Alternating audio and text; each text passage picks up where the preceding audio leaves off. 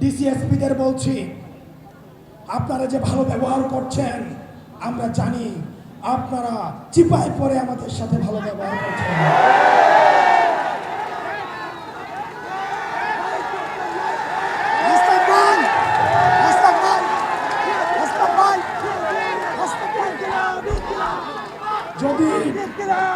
যদি হাসিনার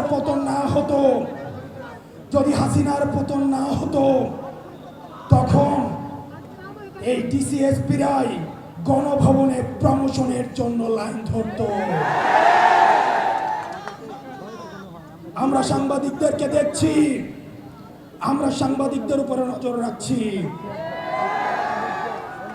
এই সাংবাদিকরাই জুলাই অভ্যুত্থানে আমাদেরকে সন্ত্রাসী আখ্যা দেওয়ার জন্য হাসিনার পক্ষ থেকে পুরস্কার পেত।